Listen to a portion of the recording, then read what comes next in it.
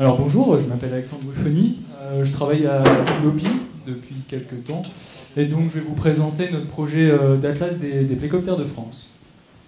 Donc on va faire un petit rappel sur ce que c'est un plécoptère, quand même.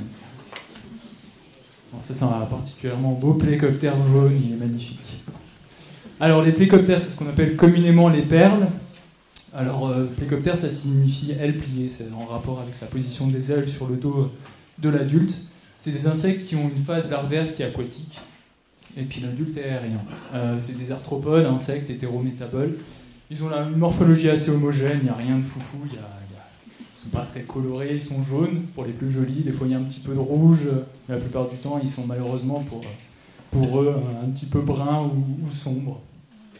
Il y a plus de 3700 espèces dans le monde avec une taxonomie qui est en pleine évolution, on va bondir d'ici moins de 50 ans à 4000 espèces sûrement. Et puis les plus vieux fossiles datent de 310 millions d'années avec une division éphémère plécoptère qui date à peu près un petit peu avant cette période-là. Donc au niveau détail sur la larve, on est à 0,5 mm lorsque la prolarve sort de l'œuf, jusqu'à des tailles de 4 à 31 mm, donc 3 cm pour les larves au plus gros. Et puis pour les adultes, c'est de 3,5 mm à 34 mm. Donc il y a des petits machins, et il y en a des sacrément plus gros en fait. Donc au niveau du cycle, je vous ai présenté ça en photo pour avoir un peu plus d'attrait par rapport à ce qui est présenté en dessin d'habitude. Donc l'œuf est pondu dans l'eau par la femelle après accouplement, la prolarve sort, généralement elle ressemble à peu près tout à ça, à part certains cas particuliers. Il y a une croissance par mue, c'est un arthropode, qui ont lieu sous l'eau, et puis après, lorsqu'on arrive au dernier stade, elles sont prêtes à émerger. Donc les larves sortent de l'eau, elles se transforment, ça donne un imago qui devient mature, ou qui est déjà mature dès l'émergence, suivant les espèces. Il y a un accouplement qui peut avoir lieu après un échange de sons entre le mâle et la femelle. Il y a un son sexuel qui est mis entre le mâle et la femelle et qui est spécifique à chaque espèce. Mais cette émission de son, qui a un tambourinage, une trémulation ou une combinaison de ces choses-là, n'est pas forcément nécessaire pour l'accouplement. Et puis après, il y a la femelle qui est prête à pondre, qui fait un vol en direction de l'eau pour lâcher ses œufs en hauteur ou au niveau de la surface, ou alors qui patine et qui va lâcher ses œufs dans l'eau. Donc voilà pour le cycle. Donc c'est des cycles qui peuvent être de moins d'un an, donc pour les espèces plurivoltines jusqu'à plusieurs années. Et ça, c'est notamment conditionné par le temps de développement larvaire. Sachant qu'il y a aussi un aspect chez ces espèces-là, pour les plus grosses, là où il y a la théorie de banque de semences. Donc dans les fonds des cours d'eau, quelquefois, les œufs ils peuvent se maintenir plusieurs années et éclore à différentes périodes. Donc les plécoptères, où est-ce que ça vit? Alors ça vit pas trop dans les milieux stagnants. Donc pas trop dans les mares, il y en a rarement, dans les tourbières, il y en a quelques-uns. Dans les plans d'eau, il n'y en a quasiment pas en plaine. En montagne, il y en a un petit peu plus de choses, notamment parce que je vais vous en parler plus tard, c'est des espèces qui aiment bien les milieux froids et qui sont bien oxygénés. Donc en fait, comme je viens de vous le dire, il y en a plus dans les milieux courants. On en a un petit peu moins en source qu'à leur aval immédiat, et il y en a plus en montagne que dans les zones alpines. Et puis la richesse spécifique, donc des sources ou depuis les zones alpines. Après, on a un petit peu plus de richesse spécifique vers les petits ruisselets et vers les zones montagnardes, submontagnardes, et puis après on descend au niveau de la richesse au fur et à mesure qu'on va vers l'estuaire. Donc espèces milieu courant, oxyphiles, de basse température, du coup souvent orophiles, donc liées aux montagnes. Il y a plus de diversité dans les ruisseaux, c'est ce que je viens de dire, et elles sont très sensibles aux modifications de leur habitat et à la pollution. Donc voilà, différents types de milieux qui sont occupés. Celle-ci, vous la connaissez bien en tant que Poriguignon, à la sortie de la grotte du Bel Affreux. Le ruisseau de la Fée près d'Autun, des rivières un peu plus grandes, tout ça, c'est des milieux qui sont bien colonisés par les plécoptères. La Cure à la sortie du Morvan, des rivières plus comme dans la Marne sur l'Aube. Et puis on a, comme je vous le disais tout à l'heure, là c'est la Loire, et puis après quand on arrive vers des zones qui sont après l'Épipotamon, on a de moins en moins d'espèces parce que aimant les courants, c'est des milieux qui leur sont beaucoup moins favorables. il n'y a quasiment plus d'espèces après ces milieux-là. Donc voilà, alors comment on peut les collecter? Laurent vous a montré ce matin, il vous a parlé pas mal des suivis standardisés via les serveurs. On peut envoyer son fils collecter les plécoptères, ça marche bien.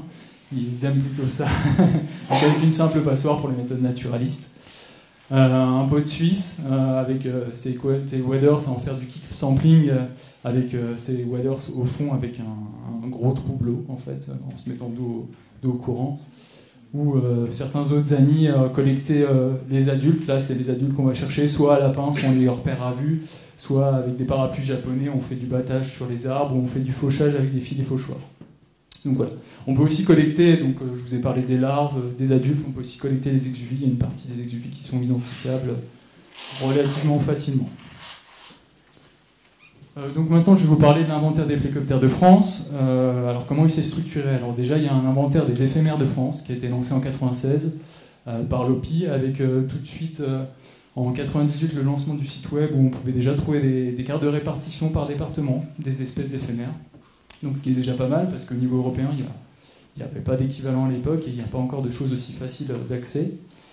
L'OPI Bentos qui a été créé en 1999 pour donner un cadre à ces inventaires. Donc l'OPI Bentos, c'est un groupe de gens qui travaillent sur les invertébrés aquatiques, les insectes, et pour lequel l'OPI a mis à disposition des moyens pour que la plupart du temps les bénévoles puissent effectuer leur activité avec le plus de simplicité possible. Donc l'objectif, c'est favoriser la connaissance de l'entomologie aquatique, apporter des éléments pour mieux évaluer la qualité des milieux et assurer la formation et la diffusion de la connaissance. Donc ça, c'était les 3 objectifs de base. Suite à ce lancement de cadre, cette mise en place d'un cadre, il y a l'inventaire des trichoptères de France qui est né. L'inventaire des plécos, c'est en 2004. Et puis très récemment, la dynamique est bien relancée avec plusieurs inventaires qui sont créés et qui sont actifs. L'inventaire des hétéroptères, des coléoptères, mégaloptères, névroptères, ptychoptéridés, qui est une famille de diptères aquatiques. Et récemment, normalement, bientôt se feront officialiser d'autres inventaires.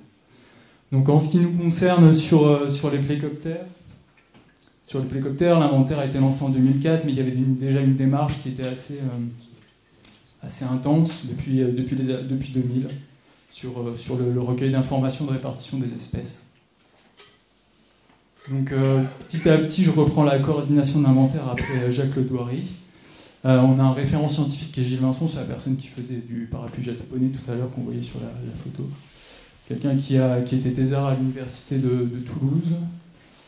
Donc l'inventaire qu'on compte moderne depuis les années 2000 jusqu'à maintenant, avec en 2006 un premier bilan des données bibliographiques qui a été fait, histoire de pouvoir présenter, comme je vous disais tout à l'heure, des cartes de répartition au département sur le site de l'OPI Bentos. Donc ça nous a permis de faire un premier listing des espèces qui étaient présentes, recensées dans la bibliographie en France. Moi j'ai commencé un projet aussi assez important sur une clé des larves, on ne parlera pas. Et puis en 2020, on a souhaité faire un premier bilan.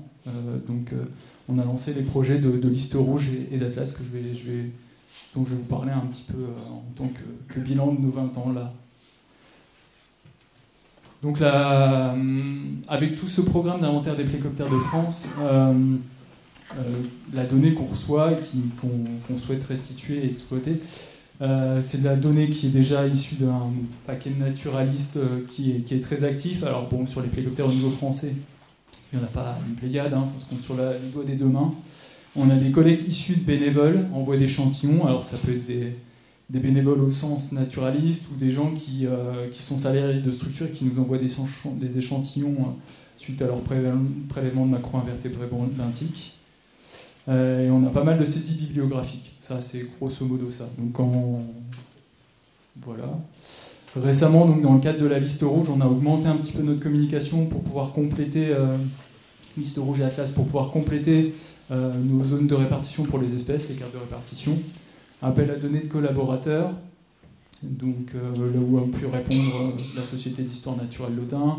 On a eu des universités ou alors un muséum en Californie, je crois, qui nous a envoyé des données avec des collections qui avaient d'espèces françaises. On a communiqué via Facebook, le site de l'Opibentos, Twitter, la lettre internationale des plécoptéristes, des mailings. On a accentué aussi notre saisie de bibliographie grâce au bénévolat. On a saisi à peu près 10 000 données, je crois. Et puis on a récupéré les données publiques qui sont accessibles via l'INPN et le GBIF. Et via ces canaux-là, on a récupéré pas mal d'informations qui sont issues du suivi de la qualité des eaux. Donc là où on a des genres monospécifiques qui nous permettent de compléter les cartes pour certaines espèces, pour certains genres pour lesquels il n'y a qu'une espèce. Donc les résultats, 197 espèces renseignées et valides, qu'elles soient modernes ou anciennes. Enfin, à partir du moment où on avait une date de présence prouvée et puis validée, c'était bon pour nous. 5 n'ont pas été revues post-2000. On a 10 espèces qui sont nouvelles pour la France depuis l'année 2000, c'est-à-dire qui étaient déjà décrites avant 2000 et qui ont été trouvées en France. Et on en a 10 qui ont été décrites au cours des années 2000 à 2020 et qui ont été trouvées en France, qu'elles soient décrites à partir d'individus français ou pas. Donc à droite, vous voyez l'année de description des espèces présentes en France. On voit qu'au niveau taxonomique, on est sur une grosse pente ascendante, quoi. Et je vous donne 197 espèces, mais on en a encore pas mal sous le coude à décrire. Alors on a totalisé 135 000 données, tout confondu, ça veut dire qu'on a des données spécifiques, génériques ou à des niveaux taxonomiques plus élevés, ce qui correspond à 73 000 données à l'espèce, avec 21 000 données historiques, soit avant 2000. On a à peu près 200 observateurs, 7 qui sont très actifs actuellement. Et puis voilà, on a la plus grande richesse spécifique d'Europe, notamment due au massif montagneux, je vais vous en parler un peu plus maintenant. On voit le graphique d'évolution de la connaissance avec la zone, le point d'inflexion à l'an 2000. Donc voilà au niveau département, ce qu'on trouve facilement sur le site de l'Opibentos. Donc grosso modo, à gauche, je vous montre le nombre de données plécoptères par point de chaleur, et à droite, la richesse spécifique. C'est pour des données qui sont... c'est sur un jeu de données qui n'est pas très complet. On voit grosso modo que, comme c'est des données opportunistes et que c'est des bestioles qui sont surtout de montagne, les naturalistes ils vont pas aller s'embêter là où il n'y a pas trop d'espèces, souvent, malheureusement. Donc on a quelques lacunes en plaine. Donc on va surtout dans des milieux là où il y a la potentialité d'accueil d'espèces. Donc il y a une certaine hétérogénéité de l'échantillonnage. Et à droite, on voit que voilà ce que je viens de vous dire, on va surtout dans les zones là où il y a de la richesse spécifique, la richesse spécifique qui est en montagne. Et malheureusement, en plaine, les cours d'eau sont bien souvent altérés, malgré qu'ils puissent accueillir des espèces, elles n'y sont pas, ou on n'est pas allé les chercher, par manque d'intérêt, de temps, etc. Donc voilà, je vais vous présenter quelques cartes assez succinctement, des espèces bien réparties. On voit que même les bien réparties, en fait, elles sont quand même bien centrées sur les massifs montagneux. C'est des espèces qui sont censées être présentes aussi en plaine. Donc milieu altéré ou pas, ou manque de pression, c'est quelque chose qu'il faudrait évaluer. C'est ce que ça peut être accentué sur ces cartes de répartition là, où potentiellement il y en aurait en plaine et elles y sont à certains endroits et pas à d'autres. Est-ce qu'elles sont pas recherchées ou est-ce qu'elles sont moins présentes? Ce qui est sûr, c'est que les milieux ont de plus en plus de mal à les accueillir, en tout cas. Des espèces fluviatiles qu'on sent en régression à long terme. Alors vous voyez les données historiques, soit suivant leur ancienneté, soit c'est une petite croix noire, soit c'est un petit rond, ici par exemple. On voit Isogenus nubecula qui est présente sur la Loire, la Dordogne et le Lot, alors qu'avant elle était présente sur le Rhin, la Seine. Elle était décrite d'ailleurs de la Seine par Rambur en 1842, si je me rappelle bien, de la Garonne et du Rhône. Et Isopera obscura qui a encore quelques refuges et qui avait une répartition assez importante. Ces deux espèces fluviatiles. Des espèces qui ont disparu, alors on en a 5, comme je vous le disais tout à l'heure, et là on a une espèce méditerranéenne, ouest méditerranéenne, qui est présente dans certains milieux temporaires ou certains milieux assez chauds. Oui, chaud. Et à droite une espèce fluviatile sur laquelle il y avait quelques problèmes taxonomiques et qui a avéré comme présente en France malgré tout, et pour lequel on n'a pas réussi à retrouver sa présence. Donc des espèces montagnardes, une espèce là, Electra aurita, qui est clairement dans chaque massif montagneux, de manière sans compter la Corse, qui peut être aussi assimilée à un massif montagneux, qui est présente de manière indifférente sur chaque massif montagneux. Des espèces qui sont endémiques à des massifs. Alors pour la France, on a des massifs qui forment des frontières, donc endémique à certains massifs ne veut pas dire endémique à la France. Par exemple, les Alpes, elles seront peut-être aussi en Suisse. C'est le cas de l'Octrachmiti ou en Italie. Pyrénéica, comme son nom l'indique, elle est endémique des massifs des Pyrénées. Perlodès jurassicus, qui est endémique du massif du Jura, qui est un gros perlodès. L'Octraphagomiculata, qui est endémique du massif central. Et comme c'est une montagne qui est présente uniquement en France, elle est endémique de France aussi. Et puis on a d'autres espèces qui ont une répartition micro-endémique, qui sont présentes que en France pour celle-ci, où on a tout un cortège d'espèces qui sont présentes en Corse et qui sont endémiques soit corse, soit corso-sarde. On n'a que 13 espèces en Corse, sûrement liées à l'effet insulaire. Donc le plécoptère là, qui est un peu rigolo, il est aptère. On a 2 espèces de plécoptères en France qui sont aptères. Ils n'ont pas d'ailes. On a des espèces, et j'ai presque fini, on a des espèces en limite d'air. C'est pour vous montrer un panel de répartitions diverses. Capnionella libera, qui est une espèce ibérique qui arrive dans les Pyrénées Atlantiques en limite d'air. Siphonoperla italica, qui arrive dans les Alpes Ligures et dans le Mercantour en limite d'air. Nemura cyrus, qui est plutôt une espèce continentale, qui arrive dans le nord-est de la France. Et Amphinemora borealis, qui est plutôt une espèce du nord de l'Europe, de Scandinavie, qui arrive dans ces endroits-là. Donc pour conclure, voilà à peu près divisé en... C'est pas vraiment les régions hydroécologiques. Je vais y arriver, j'arrive plus à... J'ai simplifié un petit peu la chose par avoir une cohérence par rapport au plécoptère. On voit grosso modo que là où on a plus de richesse spécifique, c'est massif montagneux, sans surprise, comme on le disait tout à l'heure.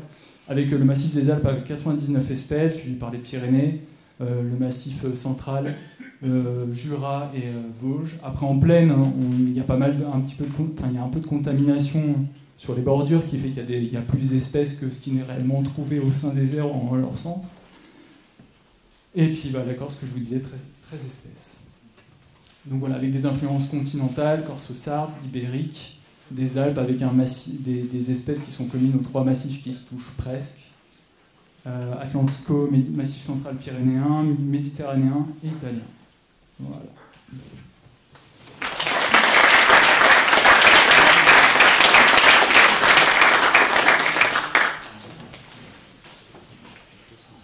Merci bien. Alors, est-ce que les plécoptères génèrent des questions ? Je peux commencer. Je t'en prie. Non, tu disais que la courbe de description des espèces était encore assez continue. Vous en aviez sous le coude. Est-ce que les nouvelles espèces qui sont suspectées ou attendues, ça correspond à de la diversité qu'on a beaucoup évoquée, une diversité cryptique, de choses qui n'étaient pas connues avant, qui sont des taxons qui sont éclatés, ou est-ce que c'est lié à du micro-endémisme et de l'amélioration de la couverture de l'inventaire en surface Comme c'est un groupe assez homogène morphologiquement, cryptique, ça dépend à quel niveau on se place, mais c'est pas très... Il n'y a pas des trucs rouges qui se différencient de trucs bleus, effectivement. J'en parlais à midi, mais dans les Pyrénées, là, je suis en train de travailler sur une clé d'identification et j'ai fait pas mal de liaisons larves-adultes. Et dans les Pyrénées, j'ai fait de l'élevage, j'ai vérifié un peu ce que je vous ai montré tout à l'heure, les signaux acoustiques, pour être sûr de travailler sur les mêmes espèces et faire les bonnes liaisons.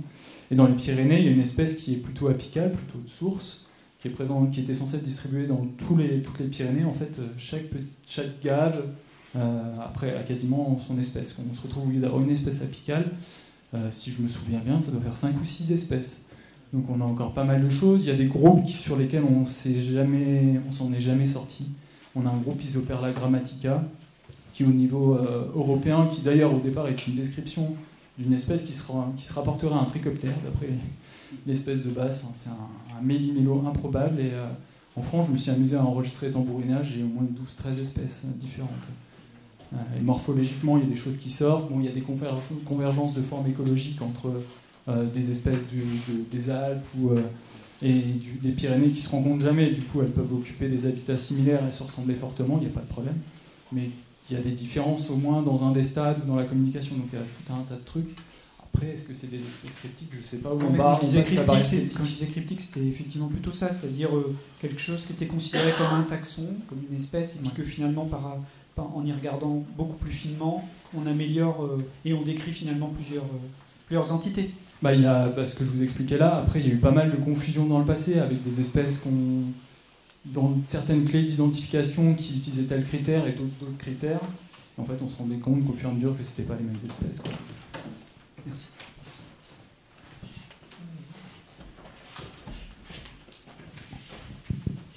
D'autres oui. Vu la petitesse de ces bestioles, sur quel caractère vous basez-vous pour les distinguer les unes des autres?